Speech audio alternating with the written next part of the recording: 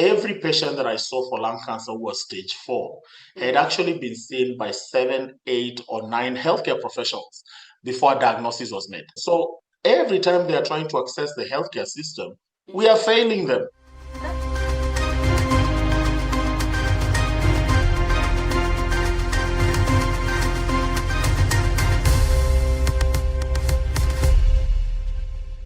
This is Utano podcast with me, Lenias Hwenda, where we talk about health in Africa with individuals and leaders who are at the forefront of transforming healthcare in Africa. Today, we are talking about cancer, one of the leading causes of death worldwide. In most African countries, the medical needs of the majority of cancer patients are really not being met and haven't been met for many decades. Like many other non-communicable diseases, African health systems have simply not been catering for the medical needs of cancer patients. The challenge facing most countries in Africa is that diagnosis is not happening at all. And so most cases are detected in much more advanced stages when treatment is less likely to be successful for the few lucky ones who can afford to receive treatment at all. So why is this not happening and what can be done about it? Let's find out from my guest today, Professor Fredrick Chite Asirwa, the director of the International Cancer Institute in Kenya.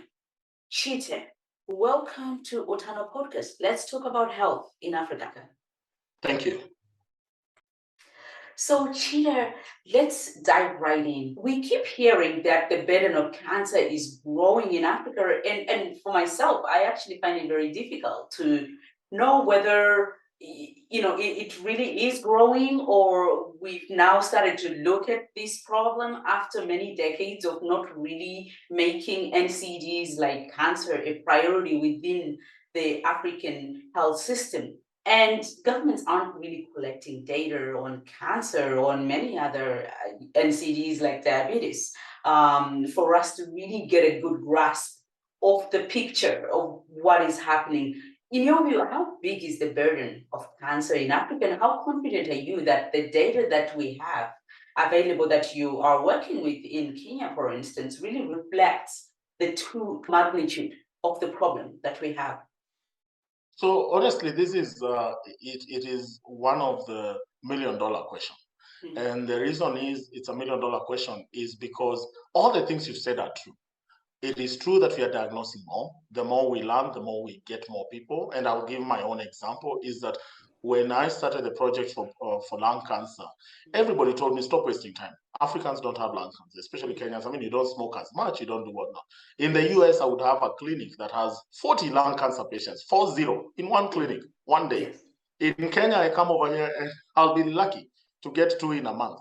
And this is a big center that is covering over 22 million population catchment area. And so when I looked back, I asked myself, in the last 5 years, how many lung cancer patients have I seen? And I saw I was seeing on average 17 lung cancer patients a year. So in 5 years, we had not seen so many. And so when I started the project for multinational lung cancer control program that included South Africa, Eswatini, Kenya, Tanzania, that project was actually looking at specifically how can we get more lung cancer patients, but where are they and what is going on? Where is the lung cancer patient's journey? Then I realized most of them are actually in TB clinics. So they go to TB clinics, they have chest pain, they have shortness of breath, they have hemoptysis, they have blood in their sputum, they are losing weight, they are feeling feverish. They are told you have TB. They are tested for TB, it's negative. They are told you have TB. I think this is a multi-drug resistant TB. They are treated a little bit. They are not still improving. They are told you have extremely multi-drug resistant TB. This has to be. Then we started working with the cough monitors in those regions and saying, no. If you have anybody that has gene expert negative for TB, sputum is negative for TB, even if you don't have any chest X-ray, bring them to us. And I started doing CT scans on all these, either chest X-ray or CT scans on all these people. And I would find the ones who have a mass, I asked them, can you sign up? And we biopsy this mass to find out what it is. I ended up with over 100 lung cancer patients in a year.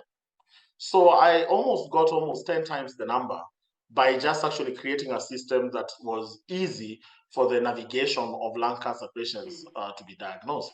So I think, number one, what you said is true, that the more we learn about conditions, and we've learned the same with multiple myeloma, we got so many over the years, the more you learn about the conditions, the more you actually increase the diagnostic workup and index of suspicion for people who are referring the patients, the more you get the numbers. That's true. Number two is also the fact that the data that we've been working with have always been estimates. If you look at how the data is generated, it's actually, they're using a lot of estimates. They'll get two centers like in Kenya. The data that is in GlobalCan, the Global Cancer Data Registry, is actually from Eldoret and Nairobi, because they are the only places that have up to standard cancer registries. And so when they get these two places, they extrapolate for the rest of the country. And honestly, that is the worst way of doing it, because some cancers are more prevalent in places than others. Cancer is not like HIV, that is the same thing. I mean, cancer is different. And even in HIV, you have several types. But with cancer, you are talking about more than 200 different diseases. The risk factors for breast cancer are not necessarily the same risk factor for colon.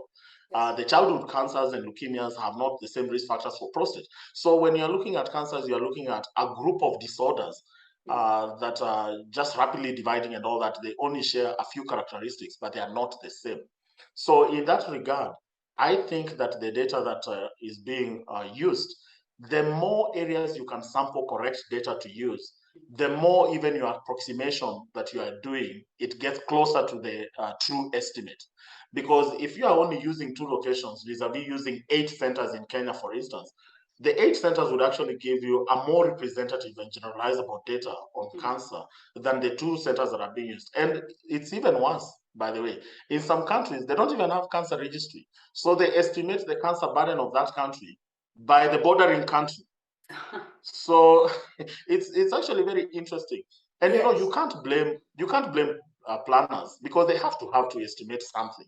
However, what you can blame is, why can't our governments and our systems try to improve the quality of what is being collected, so that they feed into this system some variables that when used can actually be closer to true estimates. That's why you'll always see it's going to be increasing until such a point that we are approximating the true value of estimation of cancer burden. And then the last point, sorry. Go ahead, Mike. And then the last point is, most centers, most countries don't even have national cancer control program. So imagine this. When I've met several ministries of health, and I usually ask them, when malaria was declared as a major problem, you have a program, malaria program within the ministry level. When HIV was a program, every country has a HIV program at a higher level within the Ministry of Health. And the same has gone to NCDs and other things. Now, my question was, why can't you have a national cancer control program that actually helps to coordinate all the efforts within cancer care within one program, and also help, especially because resources are very limited, help in terms of ensuring there is efficiency within what you are doing? Because with cancer, you're looking at looking at screening, you're looking at cancer awareness and doing things that are promotive of good health. You're looking at diagnostics, you're looking at treatment therapies, palliative care, survivorship care, research. I mean, the continuum of cancer care patient is much complex than in some simple diseases that are very linear. Ours is you require a lot of multidisciplinary teams. So if you do not have a center that collects and collates all this information, how are you even gonna really know how big a burden of that disease is? And from what you're saying, it sounds like it's more than just having the centers. The people, the experts, the oncologists in those centers, and the multidisciplinary teams that you have involved in that, first interface with the patient, need to actually be equipped with the right kind of knowledge to be able to detect it. The example you give of TB, most lung cancer patients being channeled towards the TB clinics, where they are often negative and nobody knows what is the problem. I mean, what inspired the creation of the International Cancer Institute? Well, thank you so much for this. And I have to tell you, this is great that you are showcasing a lot of what we and in the healthcare profession, but also the patients and communities go through in terms of frustrations in cancer care. So about 10 years ago, I came back to Kenya. I did my residency in internal medicine, as well as my fellowship in hematology and oncology.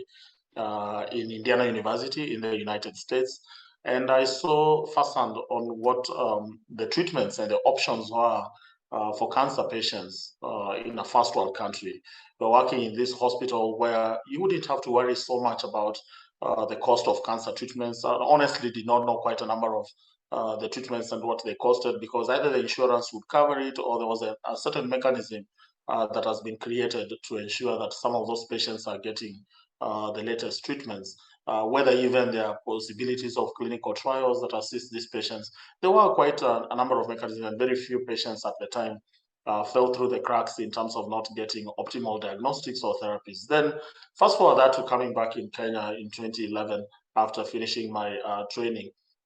And that time I was really struck by two things. I knew already that we had a lot of problems in terms of non-communicable disease care in Kenya and generally in Africa, but also, compounded by the issues of HIV/AIDS. As you know, it had really not still gone down as much, and so we still had a lot of clinics that are full of HIV/AIDS patients, and that was prioritized. Issues of maternal health and nutrition obviously were prioritized. So there were so many competing interests within healthcare that were prioritized. But I was really struck by the fact that not only were cancer patients not being diagnosed, even within the National Hospital Insurance Scheme, but it never covered even the treatments.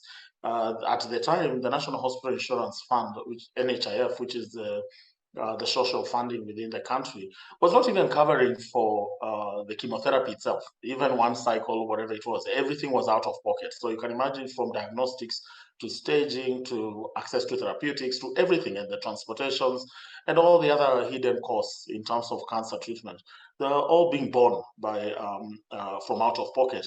And therefore, majority of these patients were either delaying to get essential diagnostics or treatments done, or even foregoing it altogether. And so I was really struck by that, and it made me think. Several years earlier, I had been part of the team that was establishing HIV clinics. As a young medical officer, we had just graduated from medicine undergraduate. And so I was saying, can we actually turn the tide on these cancers and be like HIV was 20 or so years ago, where there was very little awareness within the healthcare professionals. There was little access to therapies and treatments. There was little, every time, there was so much stigma. Anybody who was diagnosed with HIV, it was a death sentence at the time. So I looked at it on the same lens for cancer, and I said, this is one of those conditions that very few people know about. Very few people know the preventative aspects of it. They don't know about early detection, the screening components that really need to be organized and integrated within the system are really missing. And so at the time I came back under AMPATH, the academic model for providing access to healthcare, and I was the director of oncology and hematology. This was a collaboration between Indiana University in the US and various universities here in Kenya. And so when looking through that, I realized that there was so much more that we should be doing. And the issues that we face in Eldoret in Kenya, just a small urban area in Kenya, is not any different from the issues that are being faced in Ghana, not any different from some issues that are being faced in Rwanda and Tanzania. And that is what made me start realizing that we actually need to be sharing information, sharing resources, creating networks with fellow colleagues from these countries, and also sharing whatever we've already learned. Let us not be reinventing the wheel every time, because we have so much to cover. And if every time everybody is doing step 1 to 3, and we have 5,000 steps before we even get any close to improving outcomes, we'll never actually even get to step 1,000. And so one of the reasons for International Cancer Institute was, one, how do you work in that space of education and training? Because we realized that as much as we have very, very good clinicians out there, the orientation towards oncology and hematology, or cancers in general, was really not very well done during their academic studies. And therefore, if they're already in the field and they're already seeing these patients, and I'll give you an example. We did a lung cancer program, one of the programs that I established about 5 years ago. And every patient that I saw for lung cancer who was stage 4 had actually been seen by 7, 8, or 9 healthcare professionals before a diagnosis was made. Wow. So basically they were completely missing it. Was it because of lack of it? Yes, so these patients are actually, every time you see all this literature, it keeps talking about as if the patient is at fault. Oh, they are coming late. They are coming late. In fact, I reached a point and I said, nobody should ever say these patients are coming late without knowing what is actually going on. Because I did the same survey for my breast cancer patients, and I realized each breast cancer who comes in stage 4 has seen on average 8 healthcare professionals, a nurse, a lab technician, a doctor, whatnot, before a diagnosis is made. So every time they are trying to access the healthcare system, we are failing them.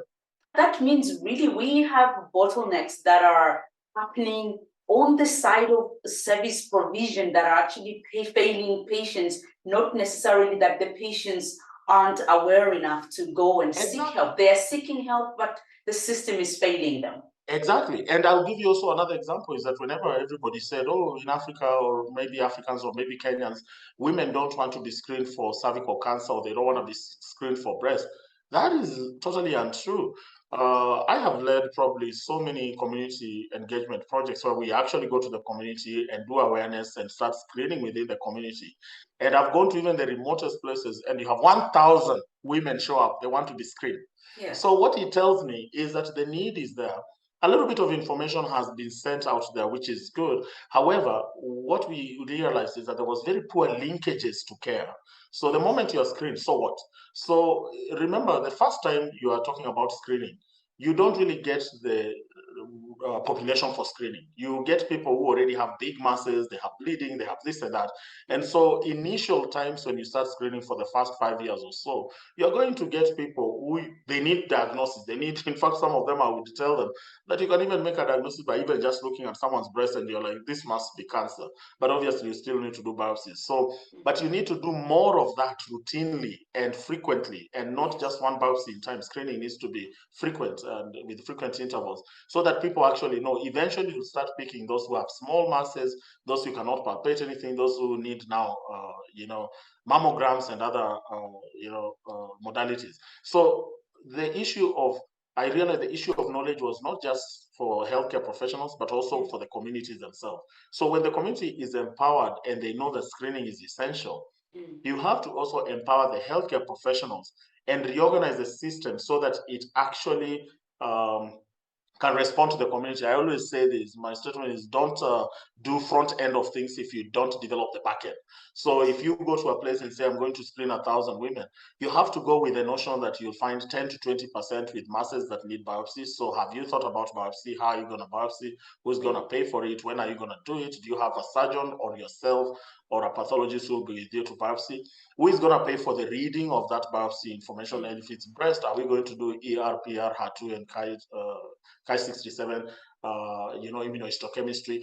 After you do that, how do we reach this patient to come back to the clinic so that we discuss about staging and the next levels of care for the patient? So it has to actually be a wholesome looking through the patient journey with a lot of patient navigation involved to ensure that, because if you just screen and you leave them, and for instance, you tell 100 women you have cancer, but well, you go look for which hospital to treat you. Trust me, the next time you go to this community and you ask them to come for screening, very few will show up. So Absolutely. that becomes a negative. So that becomes a negative. Yeah. So what we do, and that's why International Cancer Institute, when you look at it, our pillars are centered around the patient. You have the education and training of healthcare providers. Once they're educated and trained, you have clinical services. So we actually see patients. I'm just from clinic, and we are giving chemo, we are giving immunotherapies. We support patients to have radiation and surgery and all the other modalities of treatment.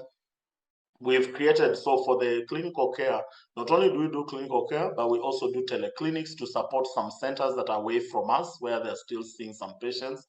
We've helped 5 centers in Kenya establish their own chemotherapy units. The reason why we do that is that it will be a fail for International Cancer Institute if we continue having more and more numbers of patients traveling distances to come to ICI for treatment 5-10 years from now, because our role should actually be creating and capacitating regional centers so that patients get care closer to their homes and so that they can actually be retained in care. So these are centers that are within that are sort of a way sort of decentralizing from your main center at the International Cancer Institute, and you're going to other. You have not provinces in Kenya. You have counties. in different counties? So yes, so you are very right. So Kenya has 47 counties, and we have partnerships with 17 of those counties. So those centers are very spread within the country. Some are even 300 kilometers away.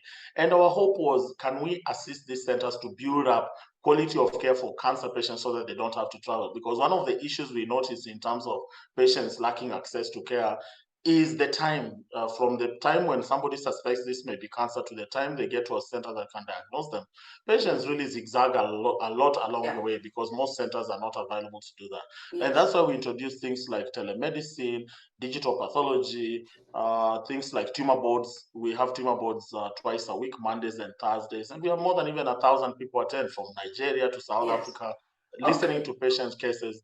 And the reason for that is this actually cements in them what is the best way of treating these patients. And the last pillar that we have, and one of the most important as well in patient care, is research. So we are doing clinical trials in oncology, phase 2, phase 3, and phase 4 trials. And we are also doing other types of research to improve quality of care.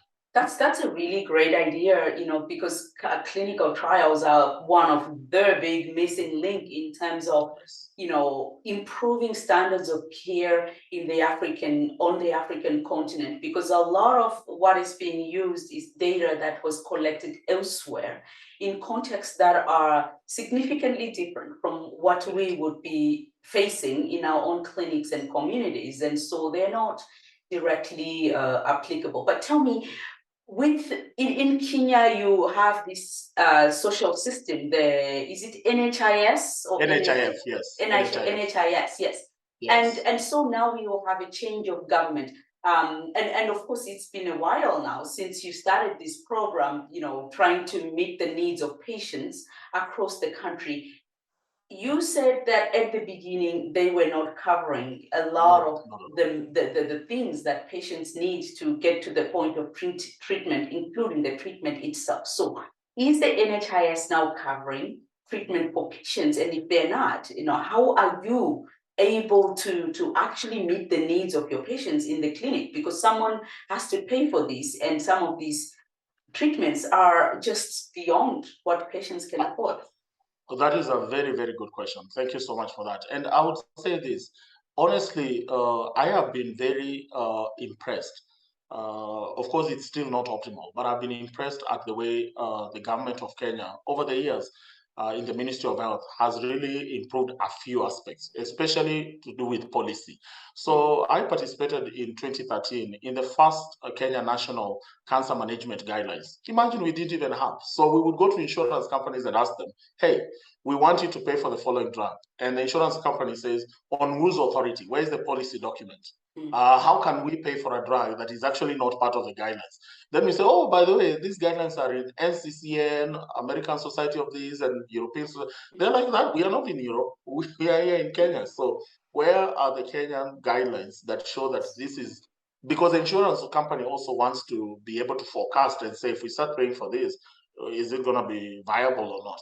So the government organized for all the players within the oncology field. We met for 5 days, and we had a 5-day workshop in 2013, and we ended up birthing the Kenya National Cancer Management Guidelines, the first ever. And now when we had those guidelines, we started now knocking the doors and saying, now here they are, can you cover things? Then insurance actually started covering a few things. So they would actually cover the first cycle up to $250 per cycle. And then they would say in second line, they would cover up to $1,000 for the second line. I mean, they started doing things. They were covering hospitalization to do with cancer. Things that were not being covered were diagnostics. So at the time, no diagnostics were being covered. And I've seen a transition where that has actually transitioned to coverage of staging.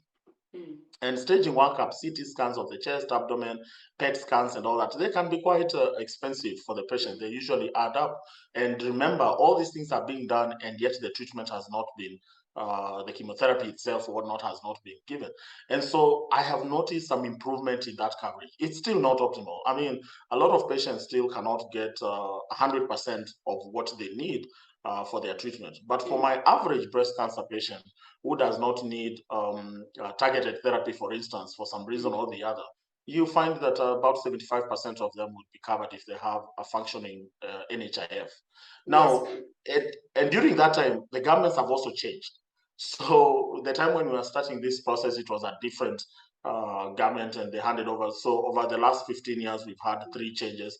So my thought is that some of the things that are happening now, we as advocates and people in the healthcare field, but also with other people, cancer survivors and others, we need to be relentless in still insisting on proper coverage. Like now, immuno-oncology, for most part, is not covered, which should be. I mean, we really need to be improving the quality and outcomes of our patients. A stage 4 breast cancer patient in Kenya should be able to live like a stage 4 breast cancer patient in Europe or any other place for that matter. We should not be saying we are giving you this because we don't have this.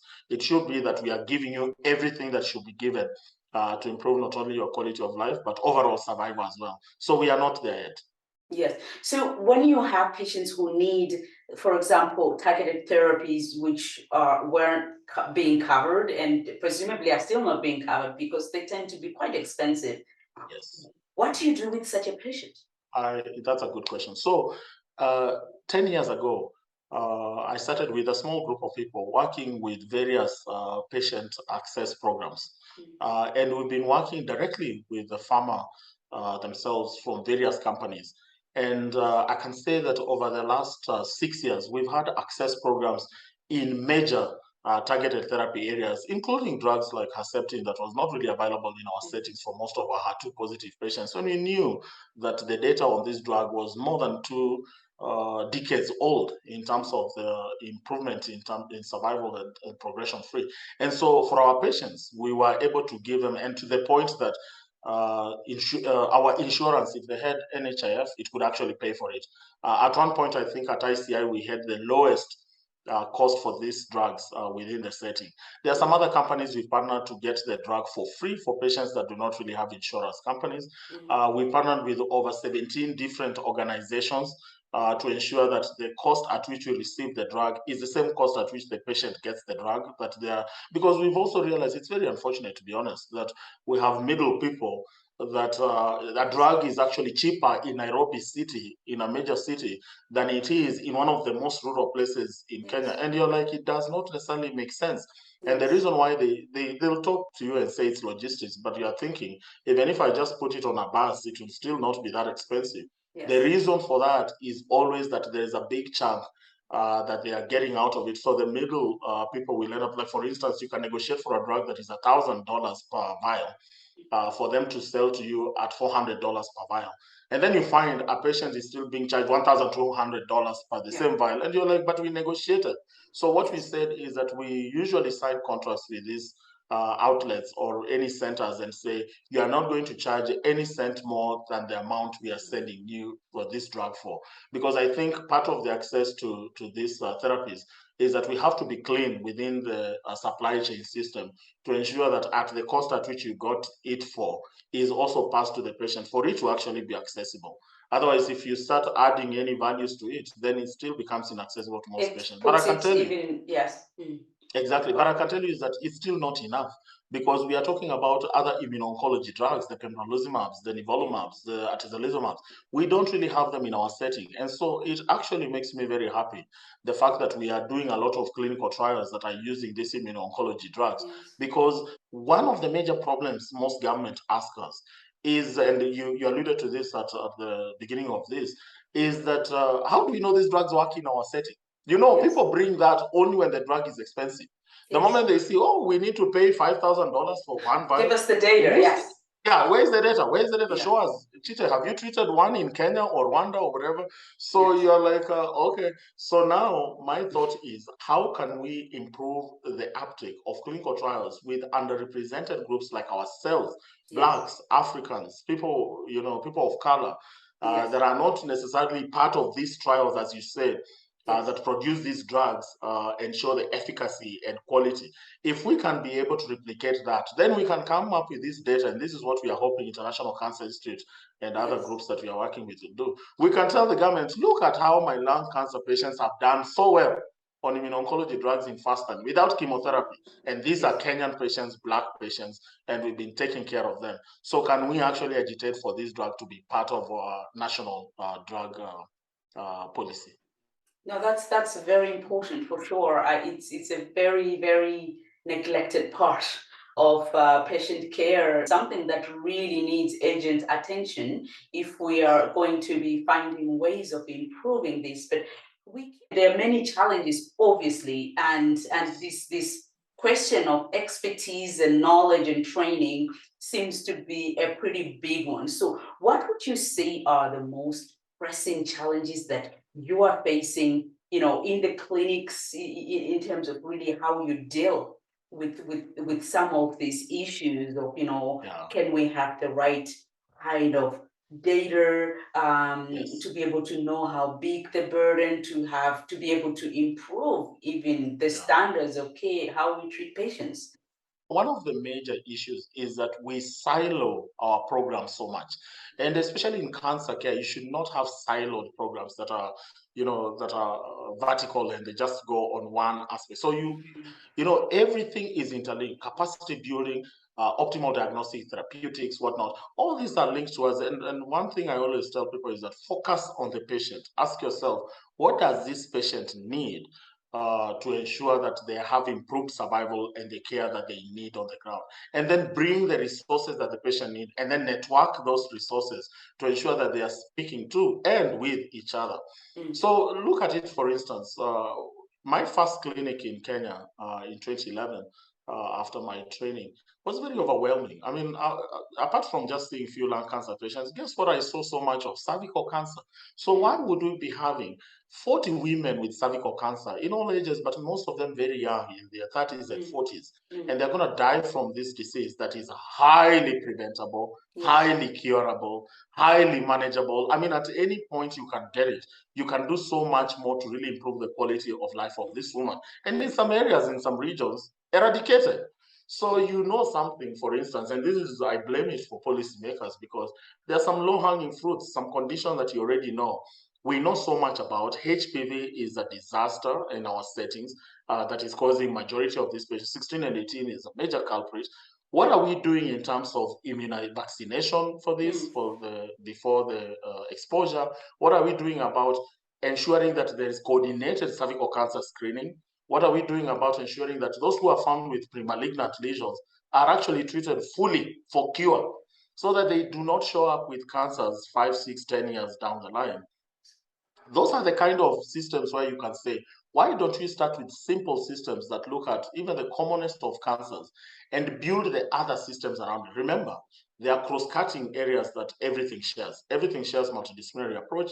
Everything is sharing pathology. Everything is sharing radiology. Everything is sharing some of those components that are actually across any cancer. But you can use a few cancers to create such a system.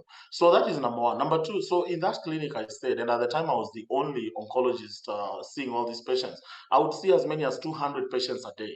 I mean, that was not even, it was not even healthy, not for me, not for them. And the other point for them was the fact that you are seeing 200 in a day and you can only do something for probably a quarter of that number, because the rest and they're probably coming from really far away as well. Really far off, and you have so many things to sort out. So that is true. And so one of my major goals at the time was, how can I build capacity, and selfishly, to help me in the clinic and also help me with cancer patients.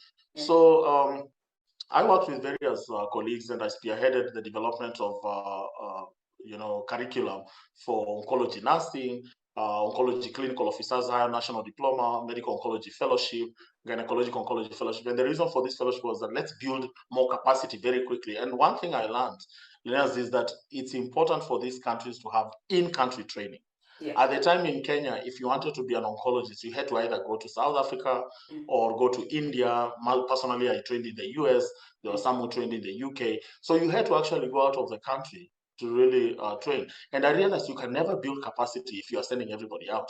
So we started creating systems and very hybrid ways, working with North American institutions to create systems within here that are training. And now we've actually been graduating for the last 8 years or so. So that really improves that front. So it creates more people, more workforce, more clinical care, so that you're not the only one thinking about what to do. And then the other issue was now the drugs, and we've mentioned a little bit about what we are doing about the drugs, which we are still advocating and looking forward. And this is where I approach and I say, farmer, you are making all these drugs for people around the world, and you are making these drugs to make a difference. we are here more than 1.3 billion people in Africa. We really need these drug access programs urgently, like yesterday. How can you not help so that we can actually see what huge impact these drugs can do to our people? I've already noticed what the highly active antiretroviral therapies did. I mean, when I was a resident or an intern and even a medical student, we were losing probably 50% of HIV patients admitted to medical wards. Now people are surviving and they're living 10, 20, 30 years old. Why can't we do the same for cancer? So on that aspect, we still are lagging behind. Yes, I mean, people are surviving longer now Yes, and living with yes. HIV as a chronic disease.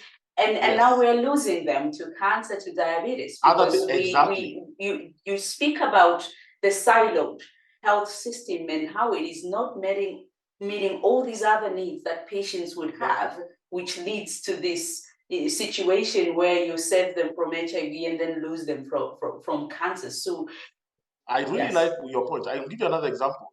I was saying when I'm going to do screening for breast or cervical cancer, it just did not make sense for me not to offer the same woman both screenings. She could refuse breast, she could refuse cervix, but the same woman who has a breast that you're doing breast cancer screening for also has a cervix that you need. So it does not make sense to prevent her from dying of breast cancer and then later she dies of cervical cancer. She's still dead.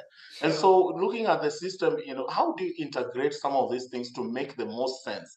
Not only for efficiency, but also to just ensure that if we're going to be integrating our system, like for instance, if I see you in my clinic, I will take your blood pressure. And if you have hypertension and you get a stroke in the village and die of it, even though you had cancer and cancer has not killed you, you are still dead. So our hope is that within our systems, we can sit together and say, let's integrate some services that can be integrated, especially on a primary level. Let's create very good back-end systems that absorb patients and ensure that a patient doesn't have to struggle figuring out the system, but they are navigated through the system depending on their needs. And let's have these specialists that need to see these patients not silo themselves in a clinic and say, I only see cancer. No, we can actually say there's a cancer doctor in this room, there's a surgeon in the other room, there's a gynecologist in the other room. Whatever we find from you, there's somebody to see you within this setting. And let's do as much as possible, because for most of our patients in sub-Saharan Africa, we only have one touch. The time they see you may be the last time they see any healthcare professional. And so we always have to consider our role very, very serious in terms of improving our patients' care. Absolutely. And that is a challenge everywhere, that when the patient does come in front of, come to a health facility, that their other needs are not seen to. So, and you speak about the need for integration, because that is the perennial challenge. I mean, most countries on the African continent are facing the fact that we have built healthcare around single diseases. Who is going to be the president of Kenya, but hopefully we get to know that quite soon. But what would be your message to the new government, to the new president on really what are the most pressing needs as a health system you're facing in Kenya? What would you like to see them prioritize in terms of the most pressing challenges that are facing you in the clinic in terms of improving patient care? I really like that question. It's kind of like, how much time do I have? It's kind of like you're taking a kid to like 20 candy stores and saying, just pick whatever you want. So the thing is that there are a few things I can prioritize. Number one, patient care, like the patient themselves should actually be at the center of all the processes and procedures that are being rolled out. The reason I say that is exactly what you mentioned, that some of these policy documents are so good on paper, but then when you come to the patient themselves, none of those things are actually being done. So for instance, why are we not offering screening for breast, cervical, prostate, or screenable cancers, including colorectal, as part of the universal coverage for health for these patients? Because remember, if you get the person so late in their diagnosis stage 3, stage 4, not only do you spend more money in terms of their treatment and multidisciplinary treatments you need to do, but you also spend more money in terms of the absence from work that these people are, if they are, in their reproductive ages, and if they are income generating and all that, the taxes that you don't get, and all the things that you miss out by getting this person late should actually help our governments to say that as part of our primary care package, all the early detection activities, all the screening activities should actually be covered. That's number one. Number two, ensuring that they create diagnostic centers and treatment centers of excellence. Not every hospital can treat cancer,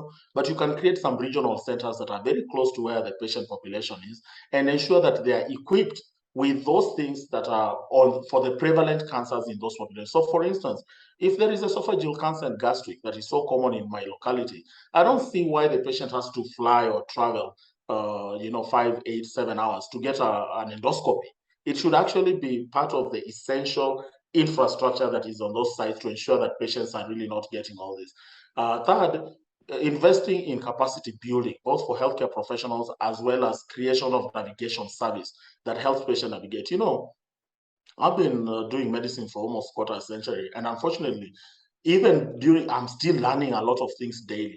Now you can imagine a patient who's been diagnosed today, they're still in the confusion of diagnosis, and you're telling them, we'll need staging, you are teaching them so many things all at once that they can't get. And it's no wonder that some of them do not follow up with some of those. And then we sit in clinic and say, they are lost to follow up. We have a lot more things to do, and including palliative and survivorship care as part of the integral composition of patient care, even at that very basic level within the healthcare system will be very important. And lastly, there are a lot of unfortunate regulations in terms of getting newer agents into the market, whether they're immuno-oncology drugs that need to be gotten into our country. Most of our countries are very archaic in terms of approving some of these drugs so that our patients can benefit. But more so importantly, even approving clinical trials is another story altogether. So my hope with this government is that they need to see that research, clinical trials, and access to these innovative agents is actually an integral part in terms of cancer survivorship care and quality of care and outcomes in cancer, and they are not separate. Like it moves from the continuum of awareness all the way to treatment survivorship research and back to awareness for the system to really function well. That's quite a menu of things that you have there that you want the government to prioritize, and hopefully this issue is resolved soon, and so they can get to work. There's so much to do. Yes. Professor Chite Asirwa, it's been a pleasure talking to you.